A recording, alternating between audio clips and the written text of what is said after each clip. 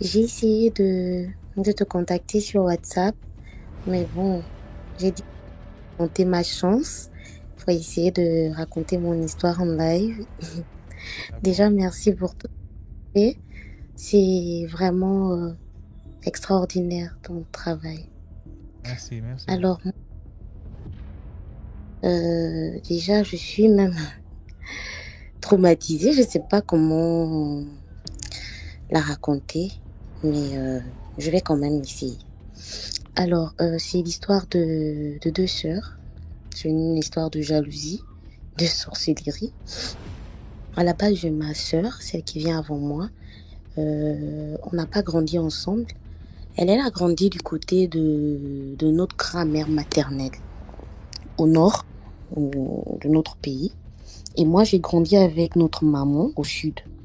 Du coup, on n'a pas vraiment passé du temps ensemble. J'ai eu mon bac, je suis venue à la capitale où elle était déjà 2 ans avant moi parce qu'elle a eu le baccalauréat 2 ans avant moi.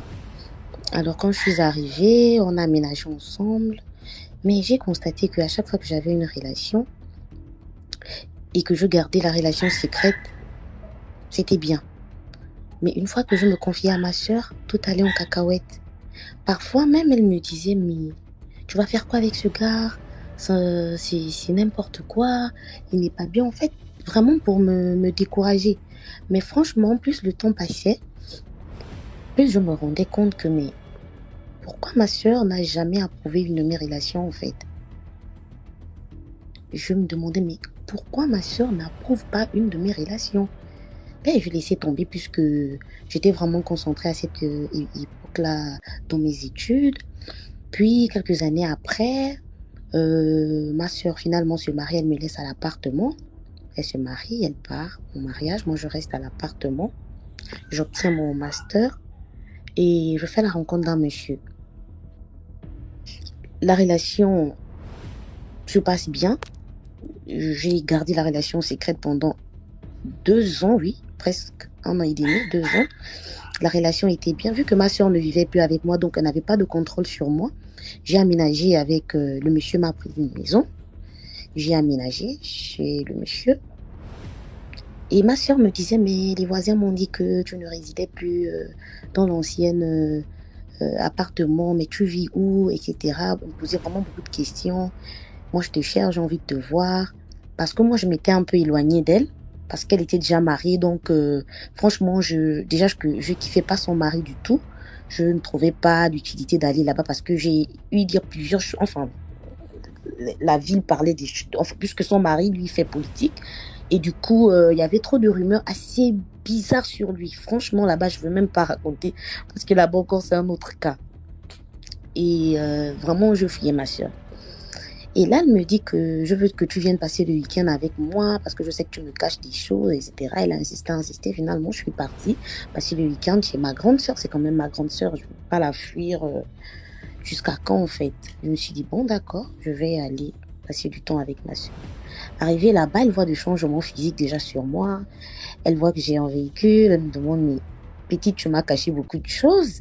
Qu'est-ce qui se passe dans ta vie, en fait?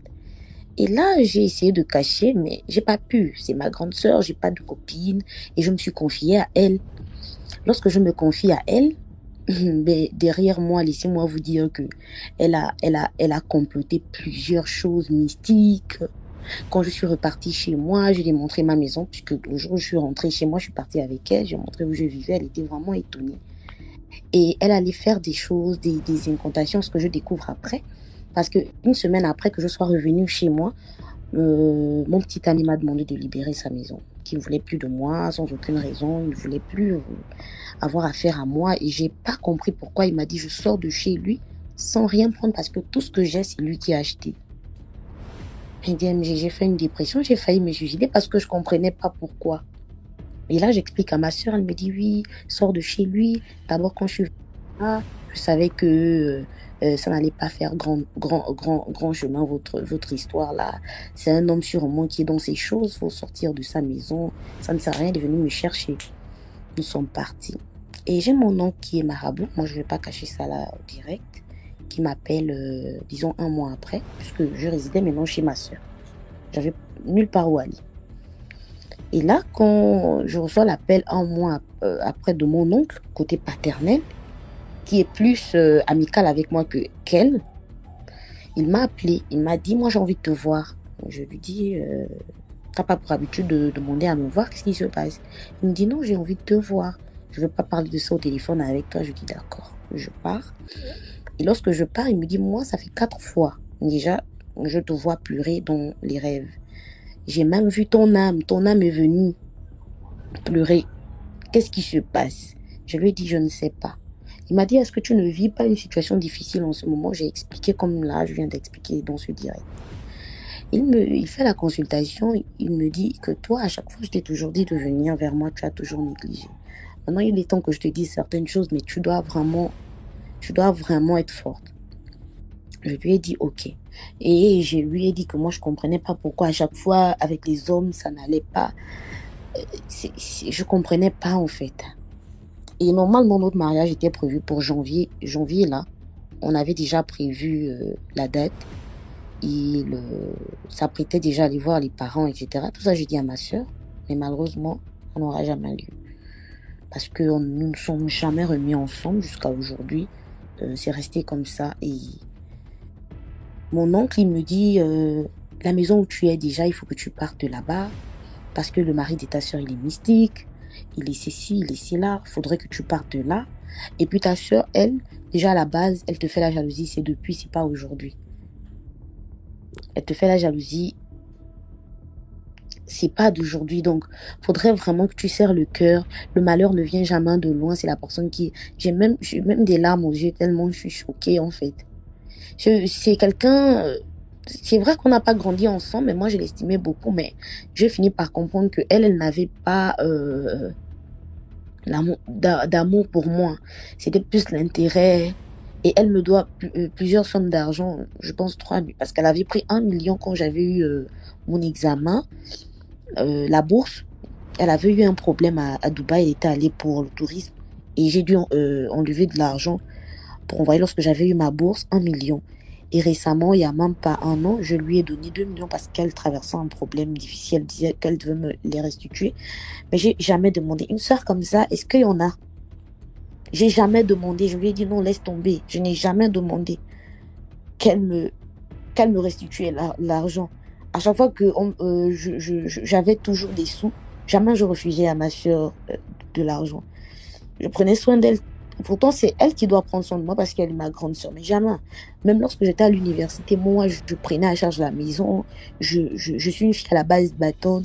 J'ai toujours charbonné moi-même. Depuis l'université, moi j'ai toujours eu des stages, j'ai eu cette chance-là d'avoir des stages rémunérés. Je m'occupais très très bien de ma soeur. Un jour, elle me dit, carrément, lorsque je fais la cuisine, elle me dit, j'espère que tu ne vas pas m'empoisonner. Je lui dis, mais comment tu peux dire un truc pareil? En fait, DMG, aujourd'hui, je me rends compte que c'est tellement long, je ne peux pas tout raconter là.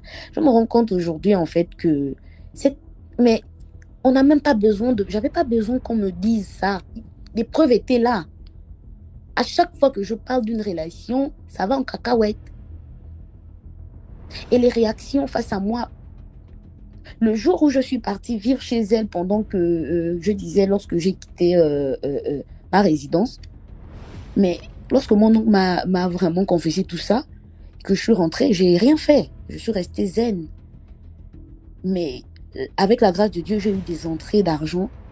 Et là, j'annonce à ma soeur 4 jours après, la nuit, que écoute, Frangine, moi je suis pas venue rester chez toi, tu es une femme mariée. Moi, je dois me chercher. J'ai finalement eu un appartement dans tel quartier. Moi, je vais partir demain. Vraiment, merci de m'avoir gardé chez toi, mais il faut vraiment que moi-même, j'aille me débrouiller comme j'ai toujours fait. DMG, elle a cassé les plats. Elle était à table, elle a cassé les plats. Elle a dit, c'est pas possible. Comment je peux partir? C'est pas possible. Elle allait s'enfermer dans sa chambre. Elle allait s'enfermer dans sa chambre, en fait. Et moi, je suis partie m'enfermer aussi dans la chambre dans laquelle je dormais. Je me sentais mal, mais pourquoi cette réaction? Ça veut dire que ce que mon oncle vient de me dire, c'est la vérité. Et je suis restée dans la chambre jusqu'au petit matin, à 7 heures, puisque j'allais au travail. Même j'avais tout préparé, hein. Mes habits, tout ce que j'avais chez elle, c'était déjà parti une semaine en amont parce que j'avais eu l'appart une semaine en amont. Vraiment, c'était parti depuis. Donc, je n'avais juste que ma petite valise et mon sac. Le matin, je viens cogner à sa porte, à la porte de sa chambre, sa chambre conjugale. Elle me répond, c'est qui? Je lui dis, ben, c'est moi. Qui peut venir cogner d'après toi? Je veux juste te dire au revoir parce que j'ai été quand même chez toi. Je veux te dire au revoir. Elle me dit, ben, va ton bon vent. Alors là, j'ai été choquée. Je suis partie avec la douleur. Et c'est comme ça que j'ai repris le cours de ma vie. Elle m'appelle un jour, après 4 mois. Quand j'ai quitté chez elle, elle ne m'appelle même pas pour savoir, ben, ma petite sœur, qu'est-ce qu'elle devient. Non, elle ne m'appelle pas. Elle m'appelle 4 mois après pour me dire que j'ai un cadeau pour toi. Je lui dis, tu as un cadeau pour moi? Elle me dit, puisqu'elle connaît mon lieu de travail, elle vient avec un sac bidon même. Elle me dit, ouais, voilà, je suis venue t'offrir ce sac-là si tu es ma petite sœur, j'ai envie de t'offrir. J'ai trouvé ça bizarre, honnêtement, parce qu'elle-même en face à moi, elle n'avait même pas d'argument.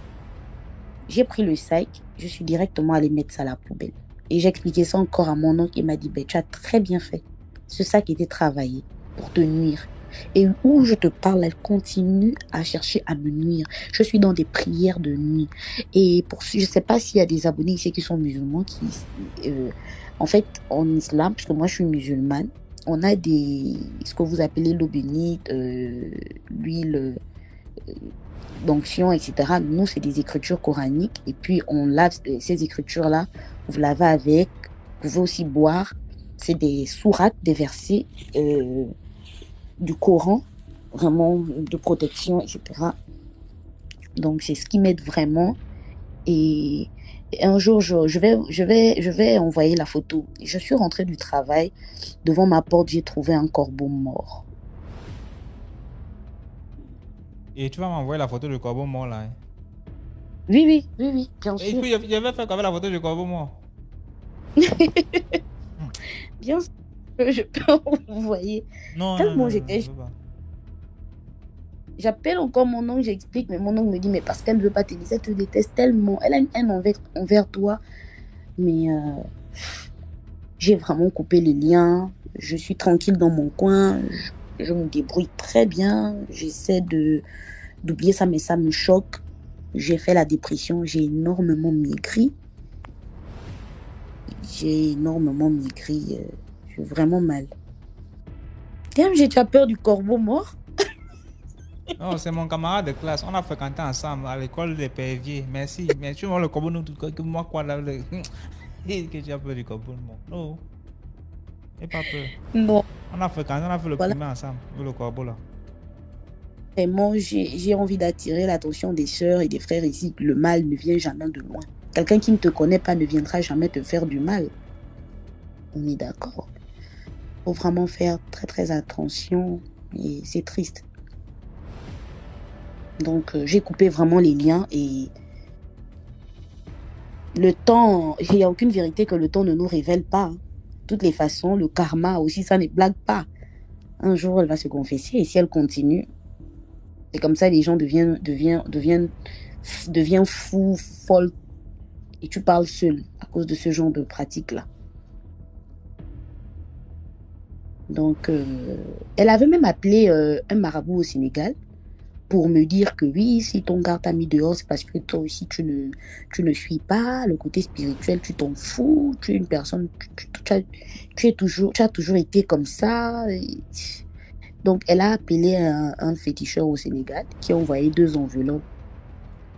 Les talismans, 2 enveloppes où il y avait mon nom, où il y avait son nom. Je lui ai dit, mais tu as dit que tu vas contacter le monsieur pour moi, mais comment se fait-il que la 2e enveloppe, il y a ton nom? Il dit non, moi aussi j'ai mes problèmes, etc. Je dis d'accord, il n'y a pas de problème. Et là, le soir, elle me fait prendre le bain. Donc le bain, en fait, c'était l'échange d'étoiles. Mais cette histoire-là même, franchement, je suis choquée. J'ai encore des vidéos même de ces talismans-là dans mon téléphone. Parce que moi, le jour, ça va vraiment capoter. Et je vais faire asseoir ma mère, je vais montrer les preuves. Hein. C'est triste. C'est vraiment triste. C'est vraiment triste. Et Dieu a été avec moi parce qu'elle pouvait m'empoisonner, me faire quelque chose. Donc voilà un peu mon histoire. Mhm. Et merci encore de m'avoir accordé, même si vous avez peur des corbeaux.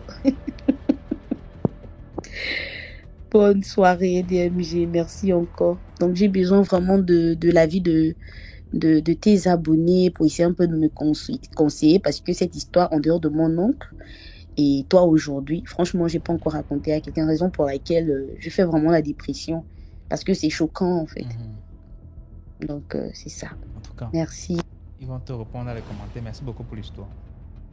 merci à vous.